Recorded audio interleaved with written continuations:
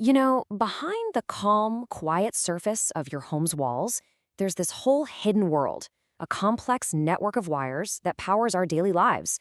It's totally out of sight, out of mind, right?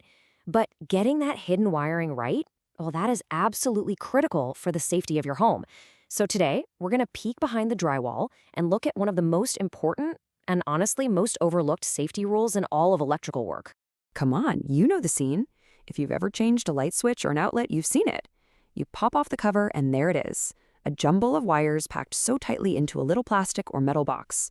It just looks like a chaotic spaghetti mess, and it is so tempting to just stuff it all back in and screw the cover plate on. But here's the thing. That tangled mess, it isn't just untidy. It can be incredibly dangerous. When a box is overstuffed like that, it can lead to some really, really serious problems. Yeah, an overstuffed electrical box is basically a ticking time bomb, and for a few key reasons. First up is heat. See, wires generate heat when electricity flows through them. It's just physics. And if they're crammed together with zero airspace, that heat has nowhere to go. It can't dissipate, and that can actually melt the wire's insulation. And when that insulation is damaged, well, that can lead to short circuits and arcing. We're talking tiny lightning strikes inside your wall, which are one of the main causes of electrical fire. The good news is, this isn't just some guessing game. There is a precise engineered system that's designed to prevent this exact problem. It makes sure every installation has enough room to be safe. It's all laid out in what's basically the electrician's Bible, the National Electrical Code, or the NEC. The specific rule we're zooming in on today is NEC Article 314.16. This section of the code gives us a really clear mathematical formula to make sure an electrical box never gets dangerously overcrowded. It's the official method for calculating something called box fill. So what even is a box fill calculation? Well, to put it simply, it's a system. It assigns a number value to everything that takes up space inside a box. We're talking the wires, the switches, the outlets, even the little cable clamps. And by adding up all these values, we can know for certain if our installation is safe and up to code. The best way to think about this is like packing a suitcase for a trip. You can't just keep shoving clothes in there forever, right? Eventually, it's not going to close, and you're just going to crush everything inside. An electrical box is exactly the same. Every wire is like a shirt. Every outlet is like a pair of shoes. Each one takes up a specific amount of volume, and that box has a very strict capacity limit. So, how do we actually count the items in our electrical suitcase? Well, the NEC makes it pretty simple. Each current-carrying wire, that's your hots and your neutrals, counts as one. Now, here's a super important detail. It doesn't matter how many bare copper or green grounding wires you have in there. All of them combined only count as one, total. Same thing goes for all the internal cable clamps. You lump them all together, they just count as one. And finally, the big space hog. A device like a receptacle or a switch, that gets a count of. All right, so theory is great and all, but let's see how this actually works in a real-world situation. We'll use a super common example, wiring a single outlet in a standard electrical box. Okay, so imagine this. We've got one cable coming into the box bringing the power and one cable leaving the box to feed the next outlet down the line. And we're going to install one standard receptacle in this box. So the question is, what's our total fill count? Let's just walk through it together. First, we count the current carrying conductors. The incoming cable has a hot and a neutral, and the outgoing cable has a hot and a neutral. So that's 4. Next, the grounds.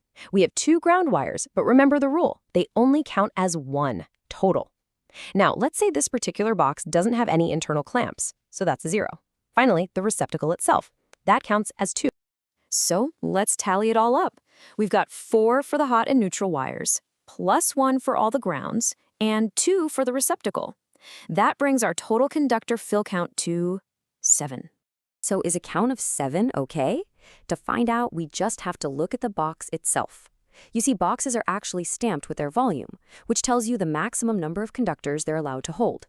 A standard deep box for 14-gauge wire can typically hold 9. So since our count of 7 is less than the maximum of 9, this installation passes with flying colors. This is a perfect example of how the code creates a clear, built-in margin of safety. Okay, but passing the math test, that's really only half the battle. Having enough space is one thing, but using that space correctly is a whole other ballgame. The National Electrical Code also has some really strict rules for how the devices themselves have to be installed to make sure you have a safe and reliable connection. The code gets really specific here. in articles like NEC 406 and 300.15. You have to make sure there's proper grounding to protect against shock. All your connections must be tight and secure. A loose wire is a classic source of dangerous arcing and heat. The device has to be mounted firmly to the box so it can't wiggle around and put stress on the wiring.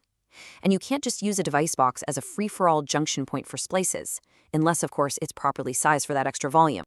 This quote just says it all, doesn't it? The math ensures the space. The technique ensures the safety. You absolutely need both parts of that equation. The calculation guarantees you have the physical room, but it's the careful, professional technique that actually turns that space into a safe and lasting connection.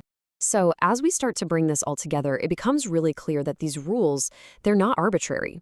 They're part of a carefully designed system that translates all that electrical theory into a practical, repeatable process for a safe, professional job every single time. You know, at the end of the day, following the code for box fill is about so much more than just satisfying an inspector. It's about fundamental safety. It's about preventing the kind of hidden hazard that can lead to catastrophic failure. It's about protecting your home, your property, and most importantly, the people inside it. Every connection, every box, every single wire behind your walls tells a story. It's a story about the care and professionalism, or the lack of it, that went into the installation. It's a silent story, but it's one with very, very real consequences. After all this, I hope you have a better idea of what a safe story looks like.